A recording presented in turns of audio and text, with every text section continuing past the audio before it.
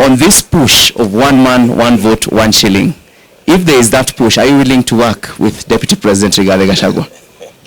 Well, I'm working with everybody in this country, nobody specifically.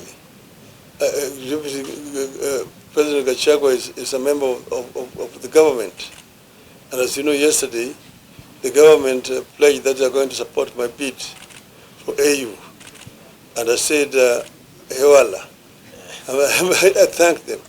So he is seen the light. His soul was now become a Paul. One of the points that was discussed extensively during these deliberations in Limuru, according to information that we now have, is this issue of resource sharing of our country. Somehow this thing has been misrepresented as if it is discriminating against other parts of our country. Nothing could be further from the truth. It is not a question of discrimination. We want to ensure that each and every Kenyan gets a fair share of resources created by our sweat. This is what it is. It cannot be right that some children should get more money as bursary than other children in other parts of the country. And I think this is a conversation which, if we have it openly, in a open dialogue, we'll be able to convince majority of our people that this is the right way to go. And that's why in the BBI, we had proposed it. We proposed it, some people don't want to hear it. But we want to ensure that each and every Kenyan is fairly treated, equally treated. And that's why we're saying, we agree with this phrase that is one man, one vote, one shilling.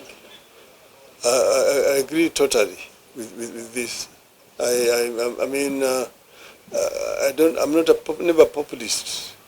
I always talk with my mind openly.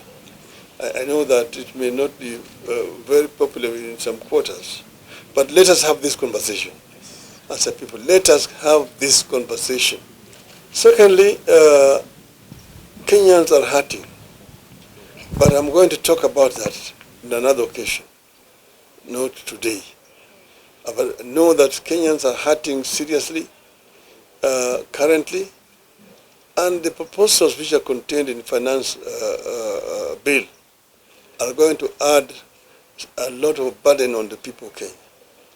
And that's why I'm going to speak about that separately. But here, I want to thank them for coming to share this report with us, and we wish them luck in whatever they're doing as a people. Kenyans must stand together as one people. Let us unite as one people to ensure that we guard very selflessly the gains that we have already made, and unite also so that we can continue to open up the democratic space for our people, for the future generation.